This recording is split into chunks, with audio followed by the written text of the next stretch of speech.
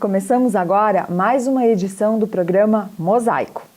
Hoje o nosso assunto é a declaração do Imposto de Renda à Pessoa Física e quem vai conversar comigo aqui no estúdio do Unicruz Play é o professor do curso de Ciências Contábeis, meu colega Marcelo Basílio Ferreira.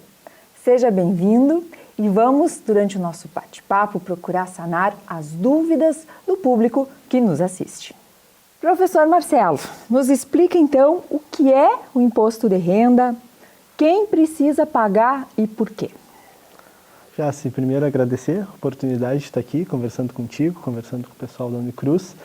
Tentar tirar as dúvidas do pessoal aí, né, sobre imposto de renda, tentar ajudar de certa forma no preenchimento da declaração.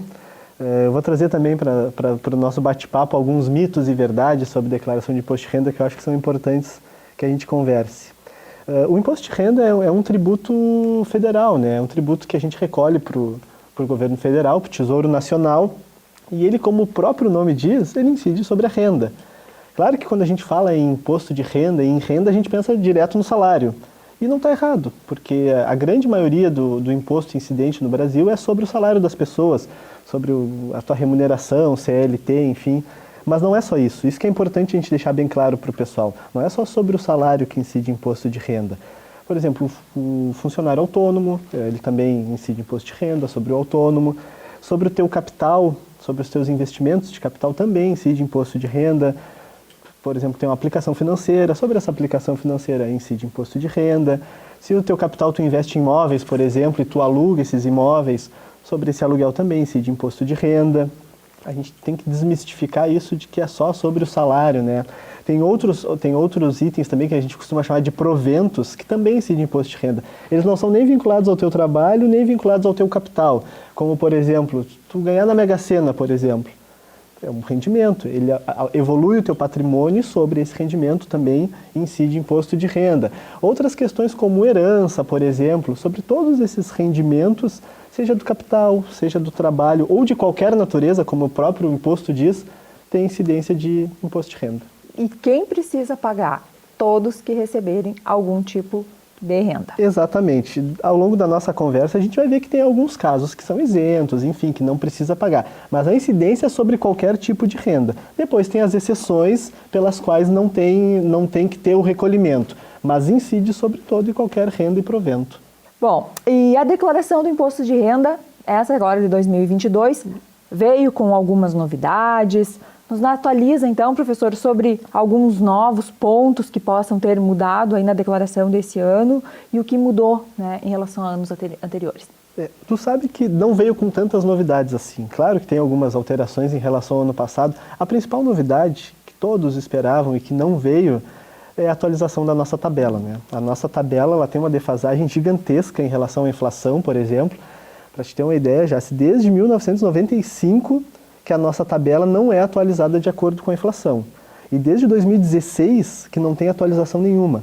Hoje, por exemplo, é isento de imposto de renda quem recebe até R$ 1.903 por mês, que é o mesmo valor que era em 2016. Agora tu imagina o poder de compra que se tinha em 2016, com R$ 1.900, e o poder de compra que se tem hoje. Então, existe uma defasagem muito grande na tabela do imposto de renda que se esperava que viesse algum ajuste para esse ano, se não a inflação, mas pelo menos qualquer tipo de ajuste, e realmente não veio nenhum. Hoje se estima que a tabela de imposto de renda está em torno de 134% defasada em relação à inflação. Para te ter uma ideia, se a gente pegar desde 1995, que é quando eu te disse que não tem uma atualização pela inflação, hoje seria isento de imposto de renda se tivesse sido atualizado quem ganha mais ou menos R$ 4.500 por mês. E hoje é R$ 1.900, R$ 1.903. E isso acaba prejudicando quem tem um rendimento menor, prejudica bastante. Com certeza, porque tem pessoas que não estariam enquadradas, que não precisariam pagar imposto de renda e elas acabam tendo que pagar. Essa era a principal novidade que se esperava em termos de contexto todo do imposto de renda. Mas tiveram algumas alterações também, né? Por exemplo, a principal alteração que a gente vê é que hoje tu consegue fazer a tua declaração no site do gov.br, que é um cadastro que as pessoas fazem. O governo está tentando concentrar uma série de serviços dentro desse portal e tu consegue fazer a tua declaração de imposto de renda hoje direto por lá. Qual é a vantagem que tu tem? Tu pode começar a fazer ela no teu celular, depois tu salva ela, tu continua fazendo em qualquer computador. É uma vantagem que tu tem em relação A situação anterior que tu tinha que baixar o programa no teu computador e fazer sempre ali do mesmo, né? Que ainda dá para continuar fazendo. E uma outra alteração que tem, fazendo pelo Gov, é que a declaração, assim como com o certificado digital também, ela já vem pré-preenchida. Alguns itens. O que vem pré-preenchido já? Por exemplo, assim, a gente é funcionário CLT de determinada empresa, tu vai declarar o teu rendimento, mas a empresa também vai declarar para a Receita Federal. Tu tem um investimento num banco, tu tem uma aplicação, tu tem uma poupança que tu precisa declarar, o banco também precisa declarar. Então, todas essas informações que outras empresas declararam em relação a ti, quando tu faz a pré-preenchida, já vem essas informações, é uma forma de tu validar também se tudo que precisa ser declarado vai estar ali. Excelente. Então, professor, para ficar claro agora, quem é obrigado a fazer a declaração do imposto de renda? Certo. A gente falou dos rendimentos, né? Quais eram os rendimentos que incidem em imposto de renda, né? A declaração do imposto de renda, ela está obrigada, eu vou ter que usar minha colinha aqui, né? Porque eu até sempre digo isso para os alunos. Isso é uma coisa que vocês menos têm que se preocupar, o valor exato nos centavos, porque isso aí, se tu pesquisar no Google, qualquer um sabe. A gente consegue consultar. Consegue consultar. O que a gente precisa entender é a essência, é o que é importante, o que não é importante. Então, assim, quem tem rendimentos tributáveis, daqueles rendimentos que incidem em imposto de renda, quem teve no ano de 2021 acima de R$ 28.559,70, está obrigado a declarar imposto de renda. Só isso? Não. Quem teve rendimento isento, o que são rendimentos isentos? São rendimentos que eles existem, mas não têm incidência de imposto. Por exemplo, uma herança.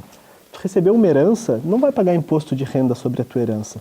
Mas se ela for acima de R$40 mil, tu é obrigado a fazer a declaração, por mais que não tenha incidência. Seguro-desemprego, salário-família, todos esses tipos de rendimentos, eles não são tributáveis, não incide imposto sobre ele, mas se a soma deles for mais do que 40 mil, também tu tem que declarar. Tem que desmistificar um pouco o entendimento, né? As pessoas acham que o que elas colocarem na declaração vai alterar lá o pagamento do imposto de renda, e às vezes não, muitas coisas estão lá apenas para informação, é obrigado a ter informação, não que ela vá computar no valor.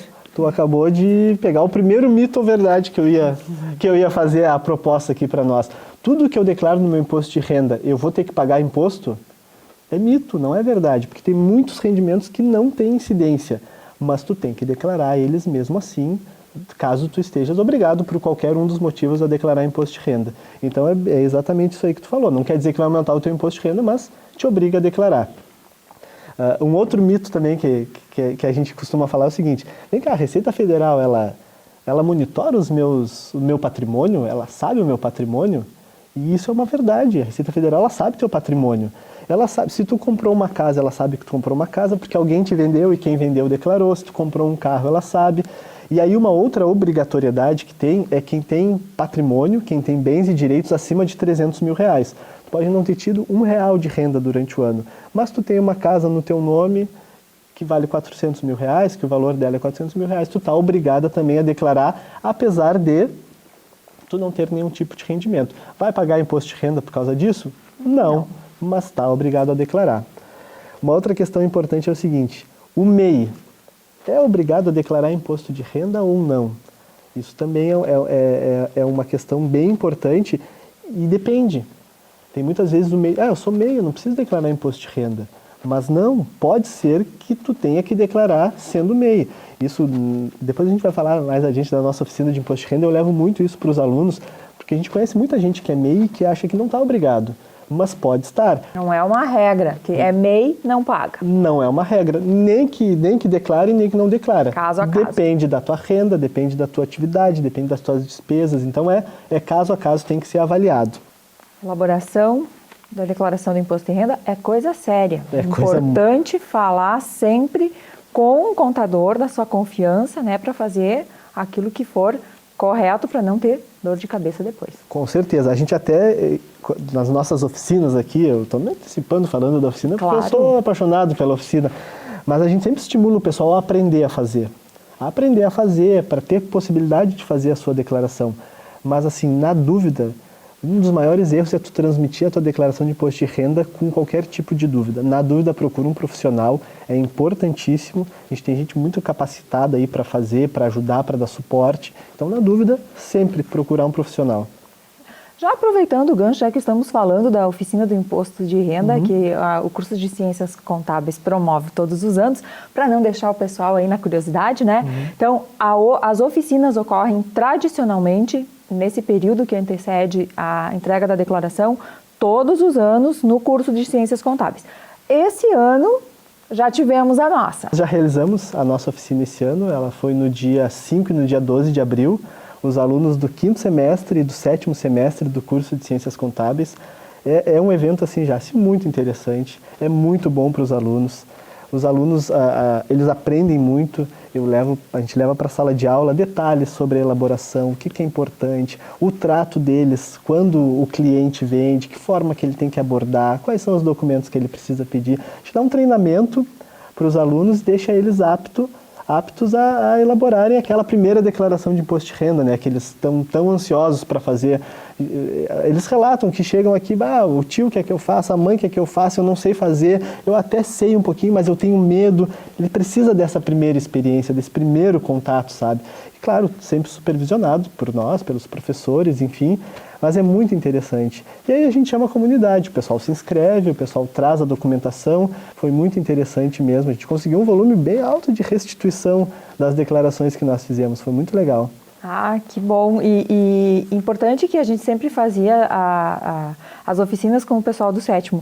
Aí a gente viu a necessidade e a importância que tem, até porque dentro do curso de Ciências Contábeis, e para quem vê de fora, vê muito ainda, né, essa questão do contador muito atrelado à questão, né, principalmente da declaração do imposto de renda. Então, logo no início do semestre, quanto antes a gente conseguir inserir dentro do curso os alunos a fazerem essa oficina, melhor para eles, melhor para todos os que forem pedir a eles, né, que ajudem, eles vão se sentir com maior firmeza, com maior tranquilidade, né, para poder fazer essas declarações também. Com certeza, Jace. E assim, uma coisa que me enche de orgulho, eu tenho certeza que te enche de orgulho também, é a gente olhar agora, nessa época de imposto de renda, a quantidade de ex-alunos anunciando no Instagram, anunciando no Facebook, faça sua declaração de imposto de renda comigo, enfim.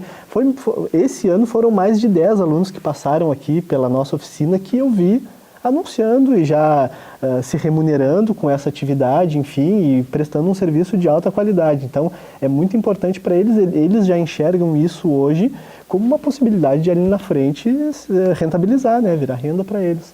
Muito importante mesmo. Excelente, continuaremos com as nossas oficinas ampliando a cada ano mais ainda. Sem dúvida. Nosso bate-papo acaba se estendendo porque a gente tem muita coisa para falar sobre isso, né? Mas brevemente, professor, assim, algumas dúvidas em relação à questão das deduções. O que pode ser descontado? O pessoal tem bastante dúvida, confunde, né, as questões da saúde, educação. O que pode ser deduzido? Certo. A primeira dedução, principalmente quando a gente vai preencher, que aparece para nós são os dependentes. Nós podemos deduzir dependentes da nossa declaração. Tu informa o dependente e ele reduz a tua base de cálculo. Quais são os dependentes que tu pode declarar? Filhos, enteados até 21 anos, até 24 anos se eles estudarem, pais, avós, bisavós, desde que eles tenham uma renda máxima de R$22 mil. Se tu tem a guarda judicial de alguma criança, se tu tem a tutela de alguma pessoa com doença, enfim, todos eles tu pode deduzir da tua declaração e eles reduzem a tua base de cálculo depois para fazer o cálculo efetivo do imposto. Aí tem mais uma, Jace. Mito ou verdade? É sempre bom tu colocar um dependente na declaração do imposto de renda? É uma dúvida que o pessoal tem. Eu vou sempre botar qualquer dependente que eu tenha na minha declaração de imposto de renda porque sempre vai ser benéfico? É mito? Nem sempre. Aí é um ponto que a gente tem que ter muito cuidado. Porque se eu tenho um filho e eu declaro ele como meu dependente, ele tem menos de 21 anos, ou ele tem até 24, mas ainda estuda, se ele teve qualquer tipo de renda durante o ano, eu tenho que declarar a renda dele também. Eu vou declarar minha esposa como minha dependente, eu posso declarar, a legislação permite que eu declare ela como minha dependente. Se ela teve qualquer tipo de renda, eu tenho que declarar a renda dela também. E aí, às vezes, tu junta as duas rendas e tu, por exemplo, pode mudar de faixa do imposto de renda. E tem que pagar muito mais. E tem que pagar muito mais. Além dos dependentes também, nós temos despesas médicas, né, que podem ser registradas lá e 100% deduzidas, tanto do titular quanto dos dependentes, independente do valor, elas podem ser deduzidas. As despesas com educação também, tanto do titular quanto dos dependentes, elas podem ser deduzidas, elas reduzem a tua base de cálculo, elas têm uma limitação, as despesas com educação. O INSS também, que é retido da fonte pagadora, ou que tu paga, eles também podem ser deduzidos. Todos esses itens aí são itens que são importantes na hora de fazer a declaração. Tu tem que ter conhecimento desses itens, porque isso aí reduz o teu valor a pagar de imposto de renda, né? Pode reduzir de forma bem significativa, dependendo do volume de despesas que tu tem. As pessoas ficam bastante receosas em cair na chamada malha fina. Né? Quais seriam os principais pontos que o contribuinte teria que ficar atento para justamente ele diminuir a possibilidade de cair na tal malha fina? O primeiro item é avaliar a obrigatoriedade. É cuidar para ver se não tem nenhum dos itens que tu te encaixa na obrigatoriedade. Aí entra as questões que nós falamos do MEI, do aposentado com mais de 65 anos. São casos que acontecem muito de achar que não estão obrigados e estão. Então esse é o primeiro ponto já. Você tem que fazer uma reflexão muito grande, procurar um profissional para entender se realmente está obrigado ou não está obrigado a declarar. Primeiro ponto. Bolsa de valores, que nós conversamos também, importantíssimo. O segundo item, nós falamos agora das deduções, né? É importante que essas deduções elas estejam todas fundamentadas em comprovantes.